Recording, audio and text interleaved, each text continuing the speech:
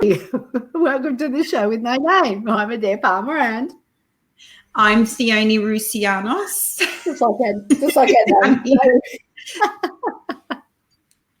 And welcome to the show. Thank you for joining us, whether you're watching live or catching a replay. We love engaging and chatting with you. Let us know where you're from, because we do have a global audience here and we just love to get to know you a little bit better and even talk about the weather, because it's what's it like over there in Mexico? Well, you're not in Mexico. I'm in Mexico. Yeah. You're the one that's in Mexico. You're south of the border. I'm in Queensland, up in Brisbane, and you can see, haven't decided yet whether it's going to be cold or hot. That's like when I do this, when you're asleep, you're in bed and it's like, is it cold or hot? And you've got all the quilts on but one foot out. Well, I sort of got up this morning. It was a bit overcast and we had some rain yesterday, but it's still a little bit humid and it's actually not cold. It's beautiful weather, but I like the colour of this top, so I thought I'd wear it today. So we're here with the show with no name, and we are talking today about using Facebook for good and not evil. And interestingly enough, Theone, you want to share a bit why we started the show with no name? I was about to say, let's go back a step. So the show with no name started, it's over a year ago now. And Adair and I it's one of those things that happen by accident, and they're the things that end up being the absolute best things that you could have ever done. So we started this show to help support, people in the community doing things to make a difference, whether it be for their next door neighbour or for something greater than that. It doesn't matter if you're helping one person or 1,000 people, you're doing your bit to make a difference. And we just want to, help share the love and show that, the world's not such a bad place. There are people doing amazing things everywhere. And so we have, over the year, we have interviewed people who have done things for profit for purpose organisations. And I want to say how excited I am about this. So Adair and I have been saying for purpose or profit for purpose for a little while now, because not-for-profit tells us that they don't want to make any money, but while it's not profit in their pockets, they need money these organisations need money to support the projects that they support. So so profit for purpose was something that we started saying, or even just for purpose. And on LinkedIn last week, I saw the CEO of the Hospital Research Foundation shared a post. They were advertising a vacancy they wanted to fill. And in his blurb in the post, he said, this profit for purpose organisation. And I got all excited because it was the first time I had seen someone who actually works for one of these organisations use that term. And I'm sure he didn't hear it from me. It's just an evolution of whatever it is. And our language is very, very important. And I think I grew up, in community development, like my career started in community services and community development, and it was always not for profit. So that rolls off the tongue, and we didn't even think about the impact of what our words were saying.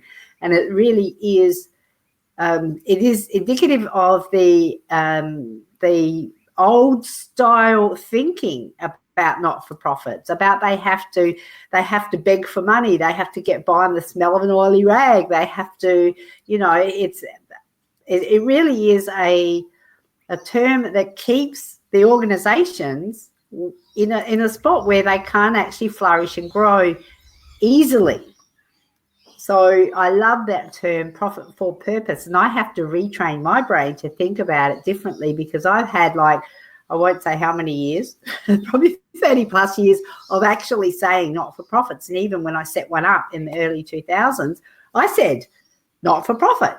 It is a not for profit. And that was just what we called it, because we didn't know any better. But now we know better, and we are part of the movement to change that thought. And we are when you're working in profit for purpose organizations. So I give you my full permission to keep pulling me up when I say NFP, because I like to be, I know I want to have that thought that it's profit for purpose and that you're allowed to make profit and you should make a profit. So Yes. PFP. Yeah. So profit for purpose organisations, charities, service clubs, and people doing individual things in their community. It could even be, I've seen things pop up in my feed recently about people who are raising money for their, for someone in their family who needs brain surgery, serious things like that. Other people who are doing things for other organisations because it means something to them. Like MS, we had the Mischievous Bunch on, and it's just interesting hearing the stories about how these organisations start, how they start their profit for purpose organisations, because there's always a big reason behind it starting, because it usually starts because someone has been affected themselves or someone they love has been affected. Yeah, absolutely. So we're going to share with you today about the ways that we've been using Facebook for good and not evil over the last 12 or so months. In fact, it actually came up in my news feed just this morning about a show that I did with, this actually started over on Be Live in 5 with Stephen Healy and the gang from the Be Live TV, which is actually the program that we use to live stream. And I'm going like this because you can see there's our logo and we've got a frame. You pointed the right way. I know. I'm going, where's my hand going? And there's a little hand down there going, yay, high five. And you can do all this stuff quite easily. And sharing screens and having two on screen and I can have more. I can have up to 4 people on the screen with B.Live TV. And so we started over there, it would have been probably 2 years ago now with that show. And now we've ported it across to MyTimeTV.live, which is also syndicated out to 50 channels of TV on demand through the Binge TV network. So there's a lot of stuff that we can do. There's a lot of good that we can do and a lot of messages that we can get out to raise awareness, to attract donations, to attract sponsors, attract volunteers for your profit for purpose organisation, your charity, your service club, or if you're a community fundraiser like Fiona is. So, there's a whole heap of stuff that we can do.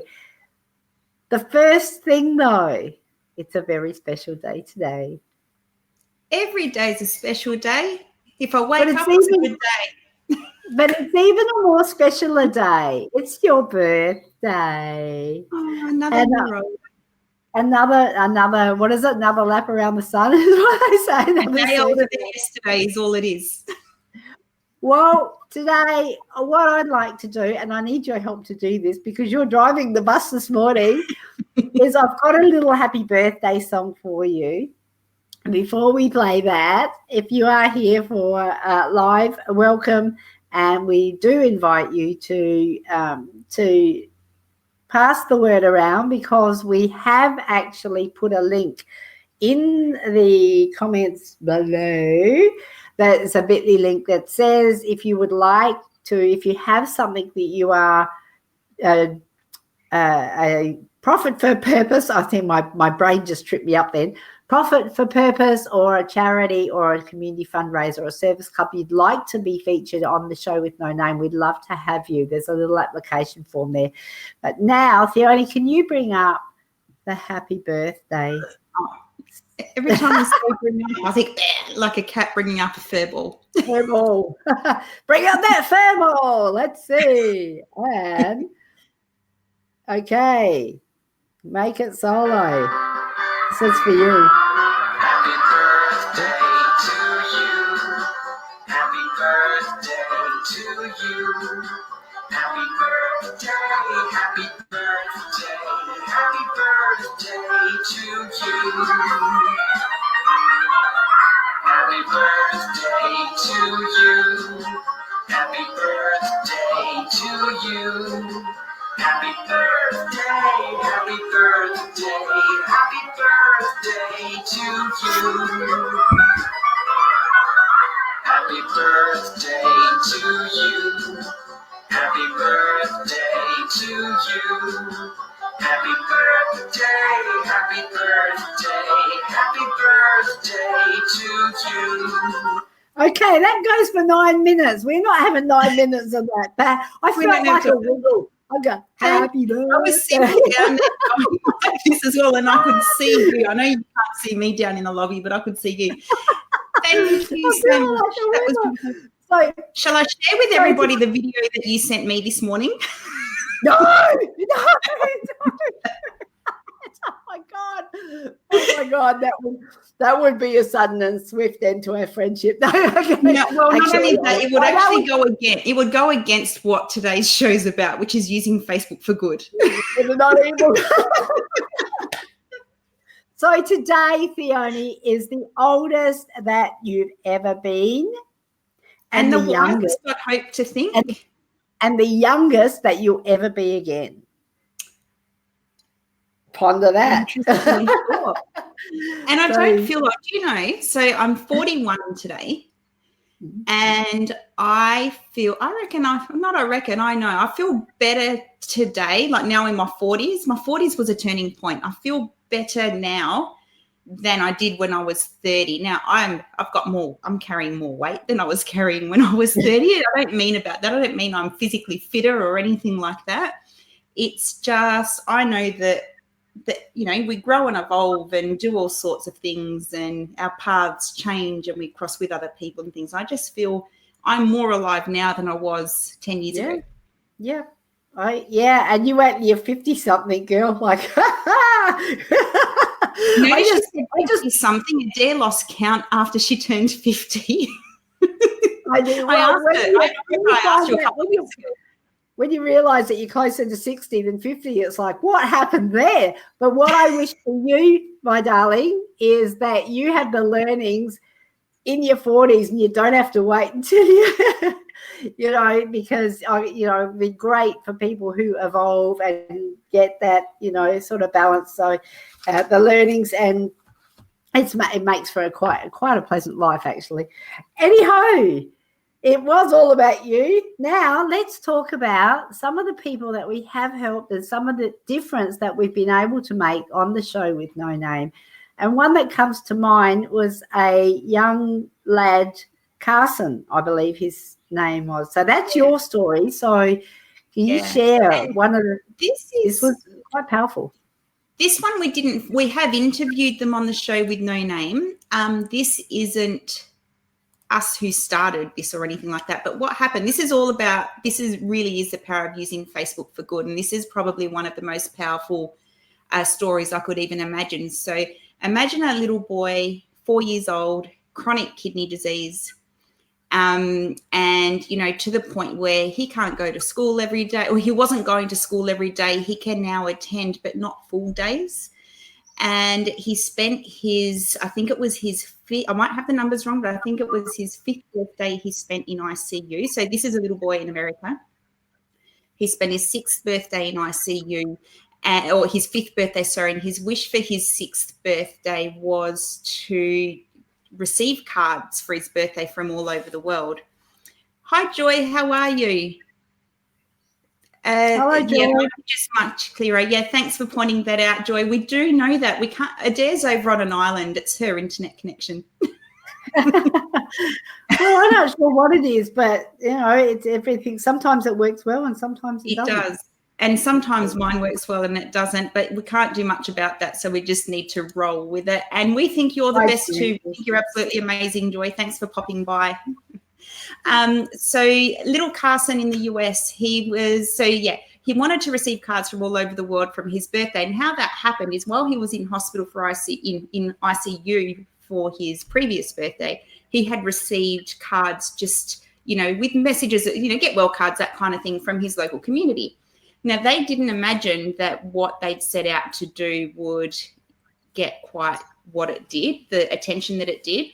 And so Carson's grandmother, Kim Taylor, is part of a book club, and the women that she's involved with the book club put out this shout out, and it ended up becoming a story on a few news sites in the US. And I'm not sure how I came across it in my feed, but possibly because of, I think Facebook put it in my feed because of all the, I talk about kidneys a lot. because of my husband's own illness. So I think it's how it did pop up in my feed, because it wasn't something that I searched for. And I saw this article, so I clicked it and read it. And it was about this little boy who wanted to receive birthday cards from all around the world. And it talked about his kidney disease. And I just really felt for him. And I don't usually respond to these kinds of things, but I wrote a card. I bought a birthday card, I wrote it out, and I sent it out to him. And I put a note in that card to his grandmother as well, to Kim. Posted it off, forgot all about it. I then... Sorry. It's all right, I forgot all about it. And I then received a message from... Sorry. When it's just getting really serious. No, that's all about birthdays, actually. It's all about birthdays. So I received a message from Kim Taylor, who is little Carson's grandmother, on Facebook. She found me, she connected with me, and we just had this conversation, and we're just going back and forth, because in my message to her in the card, I just said, I put a message of support to her, because I understand what it's like to have someone who is so ill at home. I don't understand, of course, how it feels to have a child who's ill, because I think that adds a whole other thing to it.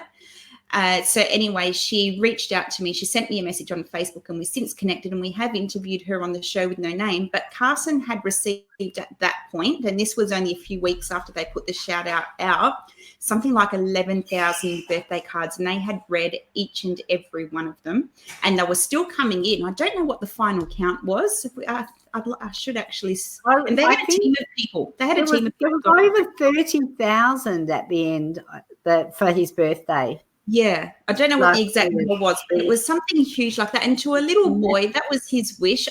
I don't think they imagined that, they're from a small community of something like 300 people in their little town. And just to have received, cards from all around the world that, from more people that live in their little town is just crazy. And it meant the world to him. And we had an interview with him. So Carson popped on our show, and he's just the sweetest little kid. It meant the world to him, and it made his day, even though, he's sick and all of that. We're not curing his illness, because that's not what we're about. We're not scientists. We're not doctors. We're not any of that. But it did make a difference to him. And that I think is the one thing that we all can do. Every single one of us, we can make a difference. And it is Joy. Hello, Joy. It was so good to see Joy here as well. I was actually jumped in on her show just before. So that was really cool to see Joy and her guest there as well over on Joy Ruffin page, which was really cool. And then, so thanks for joining us, Joy. Yes, thank you for joining us, Joy. So there's more to that story, but we did interview them, and we've interviewed them a couple of times, and his grandmother's just so passionate, and she's a doctor herself. So she understands the medical system and all of that, but it doesn't mean that they're unaffected, because doctors are still people. Just because they have all this other knowledge, they're still people, and they still need the support. Yeah. Now, on to other things. There was a pretty big project with Rotary that you dragged me in on, and I'm grateful for. That was really cool. What happened was last year? Actually, before I go into that, I'd just like to say again that if you're here live, welcome, and if you are here for the replay, welcome as well. We would love for you to let other people know as far and wide as possible that we do have this show regularly, and we do always accept and love having people on the show to help them raise funds, raise awareness, attract donations, sponsors, volunteers. We do have a bit.ly link, which is in the comments below, and we'll probably put it in the comments above too when we edit this after the program. And you are more than welcome to make sure, if you know anybody, a profit for purpose, a charity, a service club. Jolene was here before. Her and her husband Glenn are part of the Tea Tree Gully Rotary Club.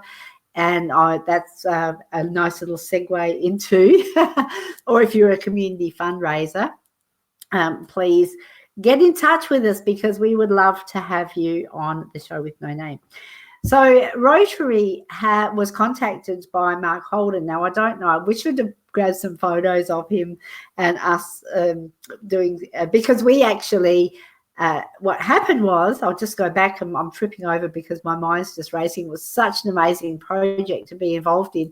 And we had he contacted Glenn, who was the Joylene was here earlier, the president of the Tea Tree Gully Rotary, and he rang him up and he said, I'm looking to do some free shows or some something with Rotary because I want to get into the community and I want to give back to the community because he's been so fortunate and to be supported to have a career in in show business, in music, and as an author and as a music producer and as a what do they call it when they as a manager of high profile people's careers. So people like David Hasselhoff and Vanessa Amorosi.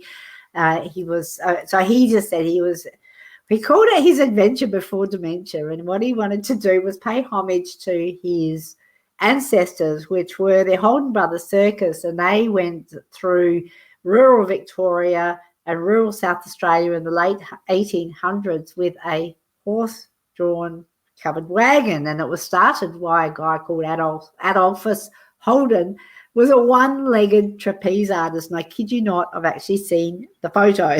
So one-legged trapeze artist with 12 kids. They didn't have social media back in the day, so I guess they would have sent one of the kids ahead on a horse to say, the circus is coming to town, the circus is coming to town. And what Mark wanted to do was to recreate the route that his ancestors took to pay homage to that. It must have, we think our lives are tough, but gee, I tell you what, that would have been a really, really interesting life to have.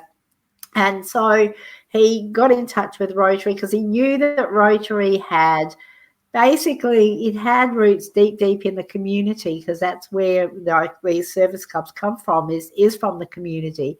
And so he first contacted our Rotary Club, and of course Glenn, I was working then with the board as their social media consultant, and Glenn said, hey, do you want to come along to this meeting with Mark Holden? Now, of course, I had his poster on my bedroom ceiling as a 14-year-old, and I went, was it one similar to this?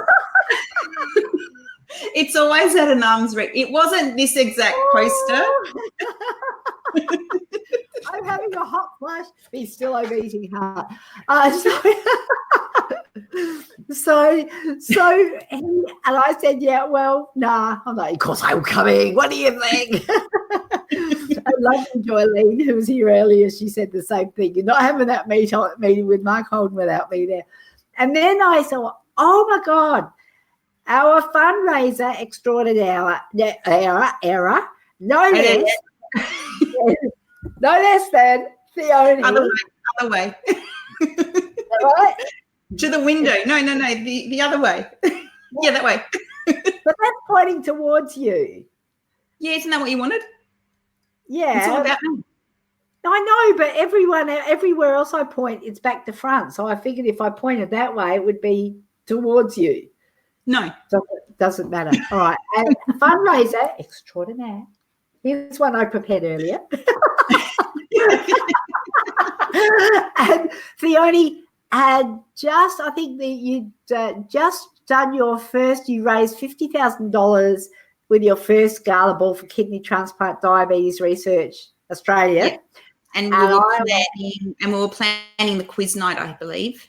And I went, this chick needs to be involved as well. So you actually Zoomed in. You came in by Zoom or Skype or whatever it was. Yeah, and at work. You planned the meeting in my lunch break on a normal work day so I could jump in. So, again, it was all about me. It was all about you because it's your birthday today. And so that was our first meeting, and so Mark explained what he wanted to do, and then he contacted the other Rotary clubs to see if they wanted to play, because we said, yes, of course we want to play. And Glenn, being the smart president as that he was, said, let's do a fundraiser for ROMAC, which is one of the Rotary projects, Rotary Oceanic Medical Aid for Children. And absolutely incredible project. I hadn't heard of ROMAC before, but because you were part of the Teachery Gully Rotary Club, and I attended a couple of the meetings, and you had the foresight enough to invite me along to a meeting where they had, now I can't, I'm Facebook friends with them. I should remember their names. Brett Dalton. Oh, yes. President of ROMAC, yeah. President of ROMAC attended, and I got more insight into what ROMAC was about. And it does personalise when you understand who you're raising money for and what the project's about. It adds more, it gives you that little extra bit of drive because you see the real impact and what it actually does, instead of it just being, you know, something that you've heard of somewhere you're not really sure about. And so you did your you talked to Rotary about setting fundraising goals, and you know what you're going to do with the money when you know, because we knew what we're going to do with the money. We're going to give it to ROMAC. But so what happened was we had meetings with Mark, and then he sort of contacted the other clubs and that were involved, that he wanted involved, and got them to say yes, they would like to be part of it. And then he actually, I love this bit of the story, he actually rang me from LA, and he said, I really want you to head up the project to get Rotary and this project across South Australia on the map to help them with their social media. And I just about fainted with delight. I went, oh, Mark's asking, because clearly he could recognise skill when talent when he saw it. And I said, well, I don't go anywhere without Theone, so she's going to. Next minute, we were coordinating. And we went in business together then, not on the social media side of the business anyway. No, so we were coordinating. Everything evolves. It is. It's great. And so we were coordinating the social media. So we did some training. We actually set up a private membership, a private group for all the clubs. We held some master classes. We did tutorials. We gave little, we actually put in there things like little tips and tricks, like little PDF files and things like that. So people, if they wanted to, they could do their social media and ramp it up a notch. We are out of time, but I just wanted to say that we had a roundup with Mark afterwards. He did say that it was quite a tough project because he said, I'm a self-confessed Luddite. And he actually, they did feature on community TV with downmytimetv.live, because that was pre the Show with No Name. So we did have him there a few times. We had him on the Show with No Name as well. That wasn't pre-Show with No Name. That's right. He has too. He did actually say that it was a tough gig for both of us. And he said getting the Rotary, he said a self-confessed Luddite who wants someone else to turn the knobs for him. And he did say he was really appreciative of the fact that we never gave up, because we saw how important it was. And I guess that's a credit to both of us. And we'll just, we'll wear that. Yeah, and celebrate that. That was a big learning as well, because we understand social media and how it all works, you'd hope, because it's what we help other people do. And sometimes you forget the things that we think are basic are not to someone who doesn't use it or that often are trying to learn. So that was actually a huge learning curve for us to remember, okay, not everyone's where we're at, and that's why we do what we do, because if everyone knew what we knew, then we wouldn't have any clients. We wouldn't be teaching anyone anything. We wouldn't be. There wouldn't be a need for us.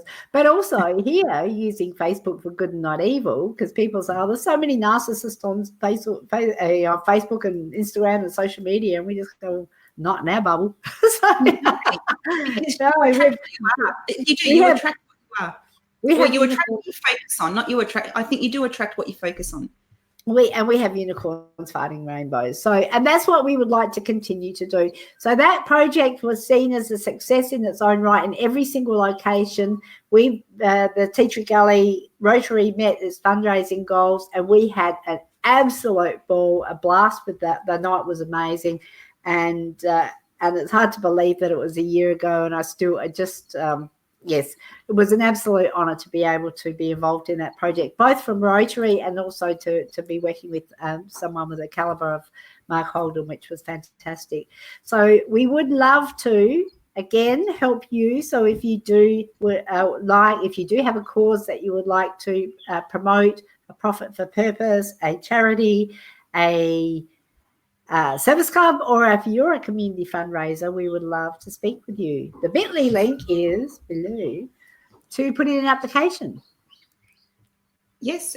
Until next week, have an amazing week. Enjoy your weekend. If you're in Australia and you support Richmond or GWS, good luck. If you're like me and go for Collingwood, just enjoy the game. Let's hope whoever wins by 1 point. And I've lost Adair. She's got no idea what I'm talking about. Have a great week, everybody. Bye for now. Have a great birthday, Fiona.